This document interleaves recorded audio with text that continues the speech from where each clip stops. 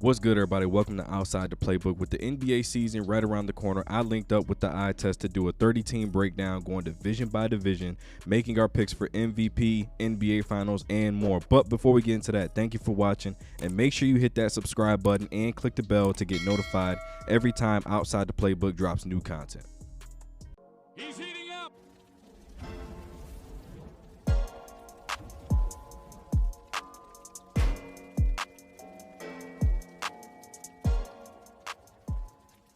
All right, so we're going to kick the season preview off with the Atlantic Division. Probably has the most question marks out of any division we're going to review. Start with the Boston Celtics. They went 57-25. They were second in the East. They lost the Eastern Conference Finals to the Miami Heat in 7. Started that series down 3-0. Thank God. Man, second in offense, third in defense. They were the division champs. Easily, might I add. Philly wasn't messing with them. New York, Brooklyn. I mean, nobody was really touching Boston in this division. They got off to a hot start and just kept it going. Right. Does the Marcus Smart trade spell the beginning of the end for the Celtics as we know them? Because also, Jaylen Brown is getting Batman-type money. Jason Tatum is not getting Batman money just yet. So is that the beginning of the end for this team? Not with Marcus Smart. I do think they lost a whole lot in terms of defensively. Yeah. I mean, I know he was kind of like, to me personally, when it came to his three-point shooting, it was kind of hit or miss. Yeah. I don't think it was as consistent in terms of them, when you don't have Brown or you don't have Jason Tatum getting it going and stuff like that. I know they got other players and stuff like that, but I think to a degree you needed a guy like him to also knock down shots. Yeah. You know what I mean? Because, realistically, just in general, he's needed in terms of that position or to that degree to knock down shots and stuff like that. So do they lose a little bit defensively? Kind of, especially on the front end, but when I think about Porzingis coming through along with those other two, I think that they'll be all right. I think that they'll be okay. I mean, it is a three-point shooting league, but I still think as long as you keep the closest part of the basket locked in, I think you should be all right. I think not over in the sense of their run is over, but I think at some point you're going to have to start thinking about the reconstruction of the Boston Celtics. Because they went from being a defensive-minded team under Ime Udoka. That doesn't really feel like that's the style that Mazzulla is going to have success at. He had a lot more success when he spread everything out and let them shoot a ton of threes. That's when they felt a little more comfortable. That's when they played a little bit more freely. I don't think you're going to have that same defensive identity without that spearhead in Marcus Smart. So you bring in KP. You have Jaylen Brown, like I said, getting Batman money. You're going to have to pay Jason Tatum Batman money. You're not going to have Marcus Smart. You're not going to have Al Horford, other guys that are used to being, a very big part of the offense. I mean, there was times you could play out through Al Horford, just throw him the ball, let him facilitate. Marcus Smart, I mean, if he doesn't play the way he played in the playoffs, they don't come back from 3-1. They don't even that series up and force a Game 7 without him playing that way. And also, you got to factor in Malcolm Brogdon. He's a little frustrated with the office. So I think, the way we're used to seeing them is that stout defensive team. Like I said, third in defense. That might have been the last year we see that, especially without Marcus Smart. We're going to talk about the Brooklyn Nets, which means we got to talk about Ben Simmons. The Brooklyn Nets went 45-37. They were 6th in the East. They lost the Eastern Conference quarterfinals to Philly in 4 games. 17th in offense, 13th in defense. Now, majority of that obviously happened when Kevin Durant and Kyrie Irving were the part of the roster. Right. Post KD and Kyrie, they went 11-15. Right, how do you feel about Brooklyn going into the series, into the season? I mean, I don't think they. I mean, looking at key losses versus key additions, I don't see. It looks like rebuild to me. Yeah. You know what I mean? I don't see anything like looking at. I mean, I like Lonnie Walker. I mean, I like Dennis Smith. Darius Bazley, he's a good young dude. Yeah, coming yeah. From OKC. I just don't see. I mean, they got to build chemistry. It's kind of a brand new situation for them all the way around for me. And so, like, looking at them right now and everything that's happening, like you just said, with Kyrie, I mean, the record they had with Kyrie, KD, everybody else, and they left. Yeah, this is a brand new team. Yeah, yeah. You know now, what I mean? Ben Simmons is promising a big year.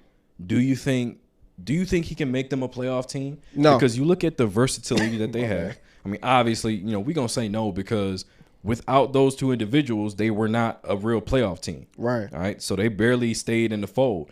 But with Ben Simmons, Claxton, Cam Johnson, Bridges, that's 2 through 5 right there. If you get a point guard that's going to come in and, you know, run the offense, put some points on the board, Dennis Smith Jr. is looking for a bounce back, or not even a bounce back, just somebody to trust him with the basketball and trust him to be on the court. Do you think that's enough to at least scare a few teams? I mean, the play-in is going to be seeds 7 through 10. Do you think they can get one of those play-in spots at least? I think only if they play based on the fact that they really have nothing to lose. Nobody has any faith in them anyway. I mean, you know what I mean? So, like, it's, I mean, kind of like, you know, we'll be talking about them eventually, like the Miami Heat, where we're not expecting them to go to the finals. So they're like, look, we could just go all out and surprise them. You know what I mean? I'm not saying them in terms of championship anything, like not even close. But I'm just saying, like, that type of thing, a Cinderella thing, maybe a surprise thing, or just be the only thing that can. If Ben Simmons plays more than 20 games, everybody's going to be surprised. All right, so now we're going to talk about the New York Knicks. All right. I don't think I've ever said a single positive thing about this organization. I honestly don't think I have. All right. Now, they have good moments. Yeah. All right. Last season they went 47-35. They were fifth in the East. Semifinals, they lose to Miami Heat in 6 games. Famous, you know, Jimmy Butler gif or whatever they call it, Jimmy Butler meme, where he just laughing, smiling, relaxed, calm, cool, and collected because he knows what's about to happen. Hammy, man. He was already well aware what the situation was. They were 3rd in offense, 17th in defense. They bring in Dante DiVincenzo. That's a big pickup, all right? That's a big pickup for them. They lose Obi Toppin.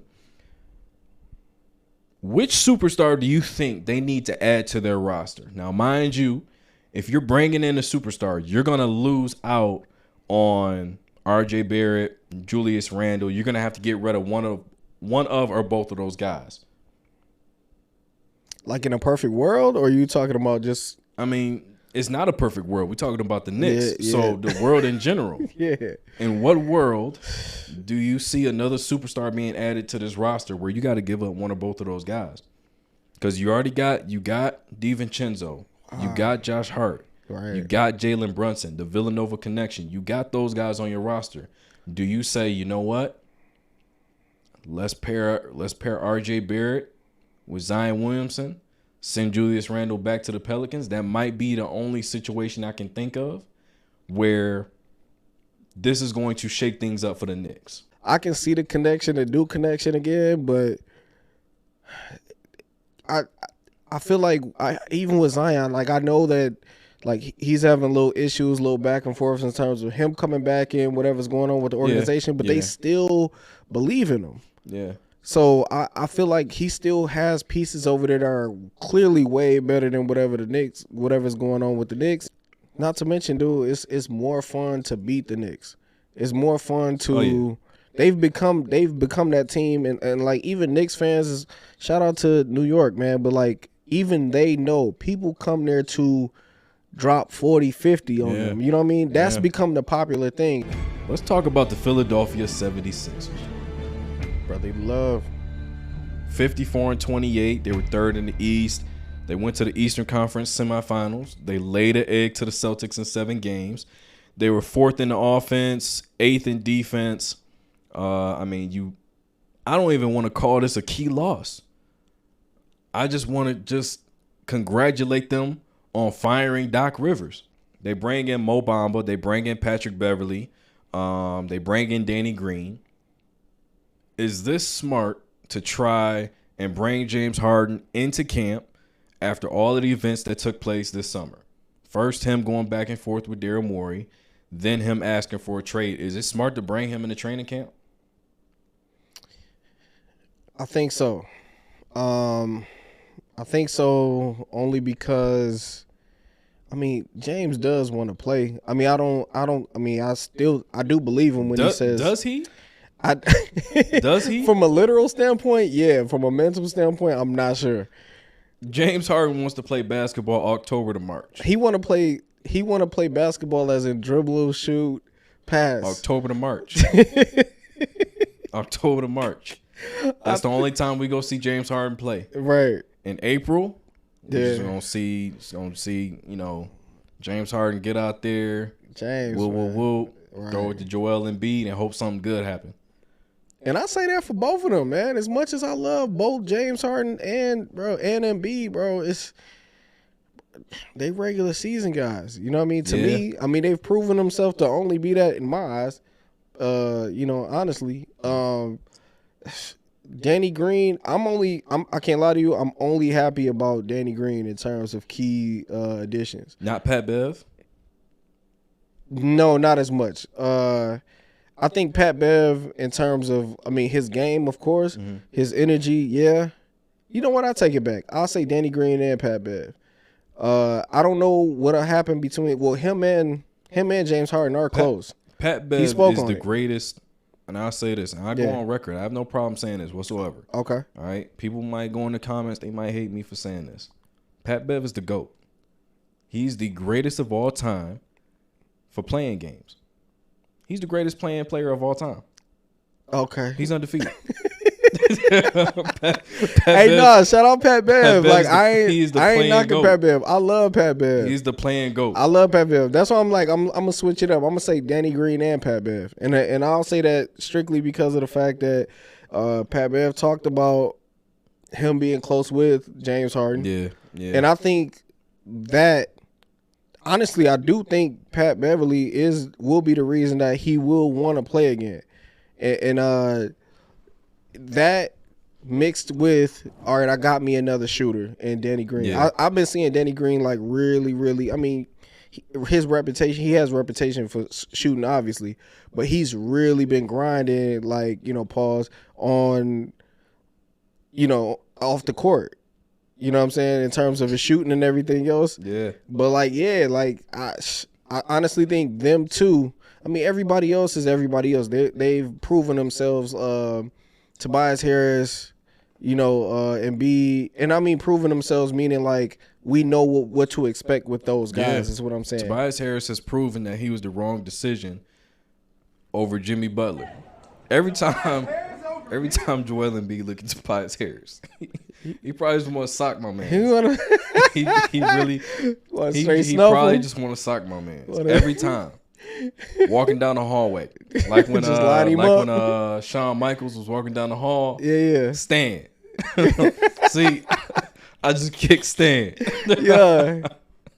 No, Every time he walk past that man, he want to drop him. I honestly feel like that, though. I feel like Pat Bev will convince him, like, yo, let's really lock in seriously, though. You need somebody like that, man. That's why I said I love Pat Bev, and that's why I switched it up. I started off with just Danny Green.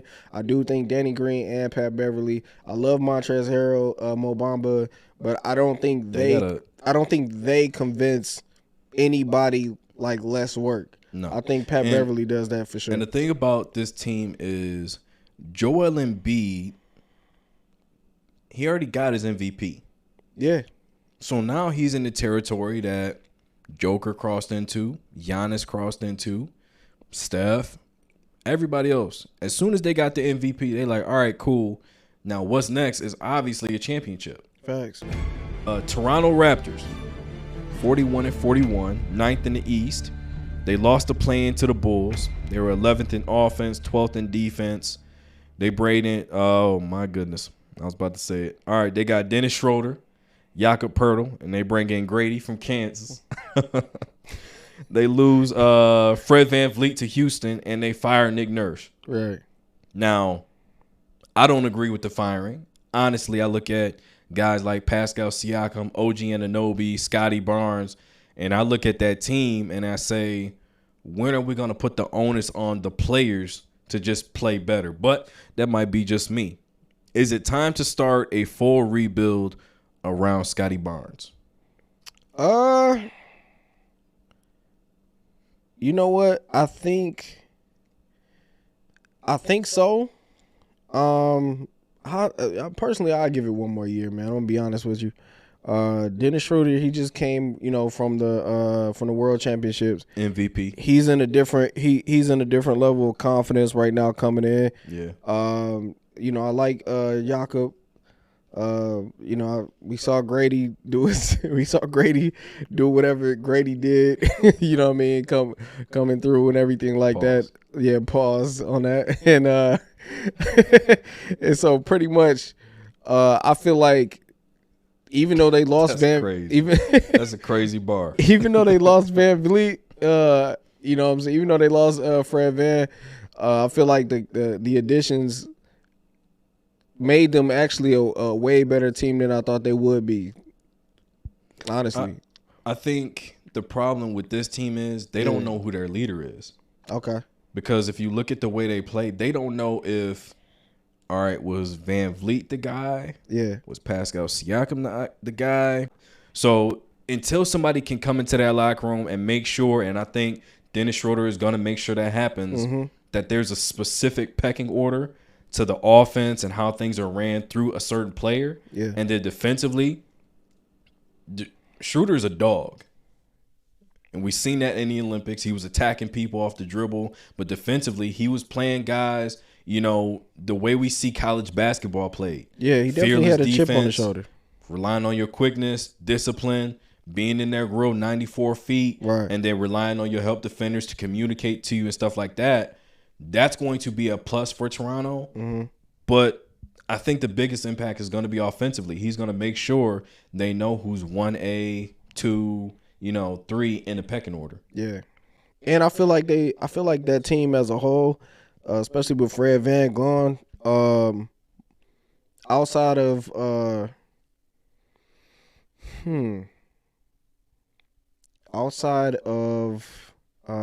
did you just name? I'm sorry.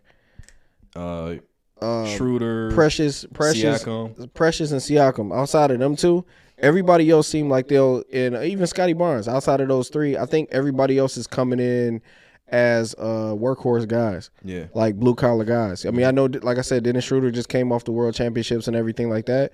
But I think even then, coming in, everybody is in the system of, like you said, as far as pecking order, but we're all coming in as blue collar guys. Like, this is their team, and we'll figure out who's gonna be what. But at the same time, we need to be just a team right now and get dubs. And then during the season, we'll figure out who is what. I think that impacts them more so in the sense that, like I said, they're 41-41. Yeah. There's going to be at least about 10 of those games where you look at it and say, we didn't close out this game pretty well. All right. That's a wrap on the Atlantic Division. But real quick, who you got winning the division though? I think this is going to be a unanimous answer, but I'm gonna let you say it. This division? Yeah. For me, Boston. All right. Yep. Same. Yeah. Yeah. Yeah. Like I said, it's too many question marks. Right. It's too many question marks. But they're the team that has the more consistency of winning this division. So I'm gonna just, you know what I'm saying? Boston is the easy answer. Yeah. Yeah. All right. Make sure y'all like and subscribe to the channel. That's one more for the good guys. He's